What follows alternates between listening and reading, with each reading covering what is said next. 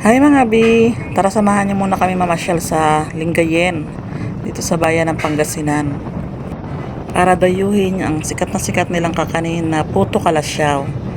Tsaka marami pa silang ibang kakanin dito Tapos bonus pa tong magandang mga view dito. Maganda ng ambience. Yung kahit mainit okay lang kasi mahangin tapos napaka-presko ng paligid as in. Ang ganda-ganda pa ng mga tanawin. So itong kuha na to, pangalawang punta na namin to dito sa Lingayen Pero binabalik-balikan talaga namin yung bayan nila. Ganon kami kagala. Yung isang araw lang kami dito pero nasulit namin. As in, grabe yung pagod namin pag uwi. Pero sulit.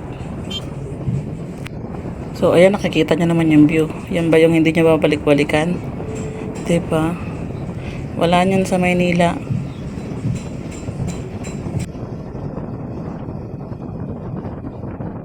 So, ayan, kitang-kita dito kung gaano katirik yung araw. So, ayan, grabe talaga yung kagalaan namin. Kasi tirik yung araw talaga. Pero go for the gala. Ito na nga, nakarating na kami. Tapos yan, diretso po na kami dito sa simbahan. Napasok sana kami dyan kaso sarado So ayun, nag-ikot-ikot na lang muna kami bago kami pumunta sa bilihan ng Puto Kalasyaw.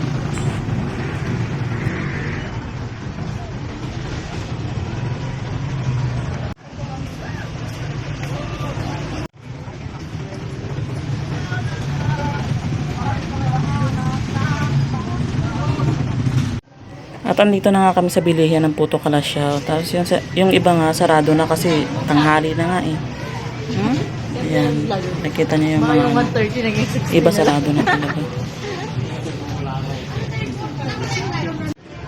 Tapos ito dito, umupo muna kami. Nagpahinga muna kami as in, grabe. Sobrang init na ng pakiramdam namin dyan. Nagpalamig break muna kami bago umuwi. So ayan na, pauwi na kami ito. Kasama pa namin dito yung friend namin si Jeff na sa makabilang buhay na. Nasaan ka man, Jeff? Rest in peace.